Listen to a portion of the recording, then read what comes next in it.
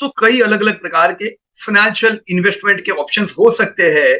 तो हमने इस सीरीज में दोस्तों अलग अलग ऑप्शंस देखे। हमने स्टॉक मार्केट में पैसा कैसे लगाया जाए और स्टॉक मार्केट में क्या रिस्क है क्या रिवॉर्ड है वो हम प्रीवियस वीडियो में समझे। दोस्तों उसके बाद के वीडियो में हम लोगों ने बॉन्ड मार्केट देखा, फिक्स्ड इनकम सिक्योरिटीज, दोनों का डिफरेंस जाना। दोस्तों इस वीडियो में हम लोग म्यूचुअल फंड के बारे में कुछ जानकारी लेंगे, राइट। सो सबसे पहले दोस्तों, what is investing in mutual fund. वैसे देखा जाए तो म्यूचुअल नाम ही बताता है कि ये एक म्यूचुअल एसेट हुई या एक म्यूचुअल प्रॉपर्टी हुई, राइट। ये किस प्रकार से दोस्तों काम करती है।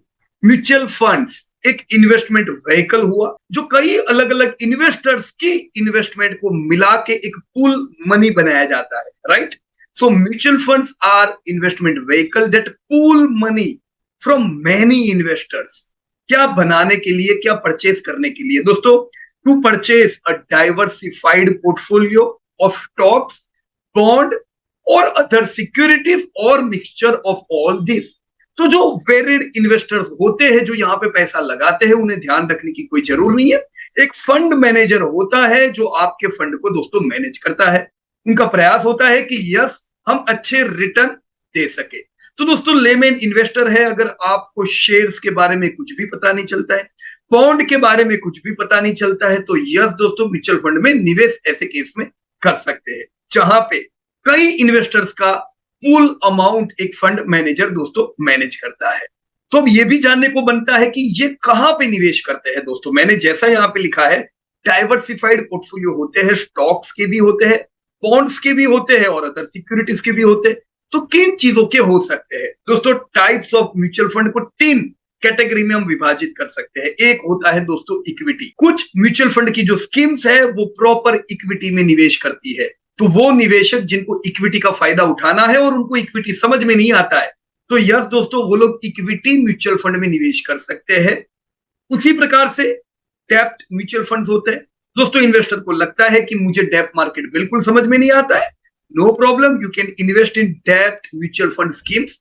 और इन दोनों को मिक्स करके दोस्तों हाइब्रिड स्कीम्स भी होती है। तो हाइब्रिड स्कीम का सीधा मतलब हुआ इक्विटी डेब्ट दोनों का संगम। अब दोस्तों लेमन लैंग्वेज में जब मैं अपने बचत को निवेश कर रहा हूं दोस्तों, मेरा निवेश इन दोनों चीजों में होना चाहिए।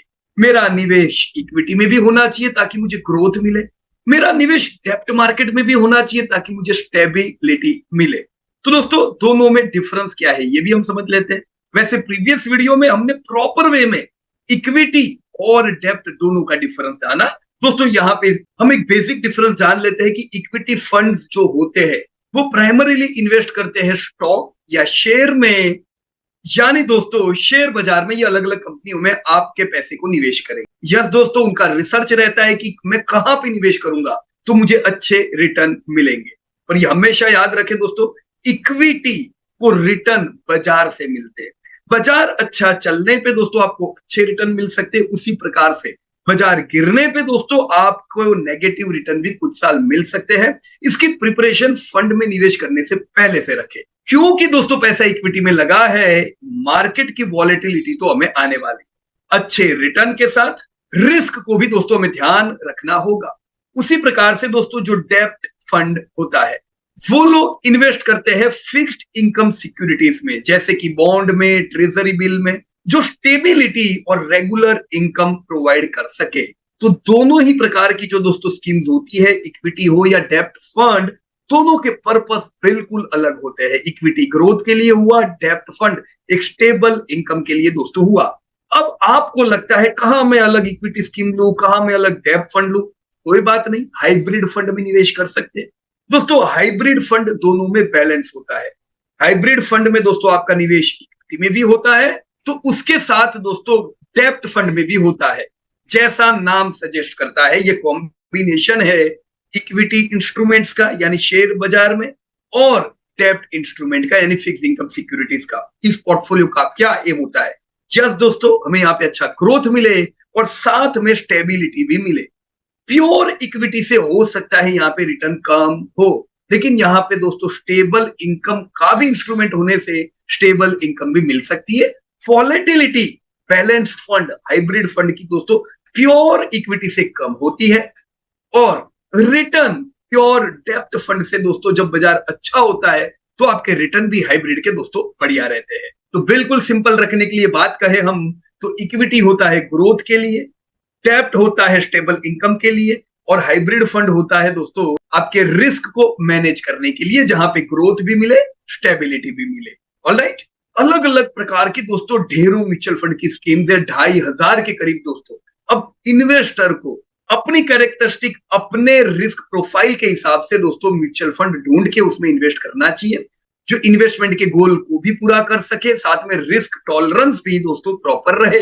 एक लॉन्ग टर्म मुझे ऐसा पोर्टफोलियो हो जो रिटर्न भी अच्छे दे, जो स्टेबिलिटी भी दे, ये होता है दोस्तों म्यूचुअल फंड में निवेश करने का पर्पस। सो यस दोस्तों, अगर मैं मेरे म्यूचुअल फंड को भी डाइवर्सिफाई करूं, कुछ पैसा इक्विटी में कुछ पैसा डेप्ट फंड में, तो इस प्रकार से एक इन्वेस्टर अपना प्रॉपर पोर्टफोलियो बना सकता है।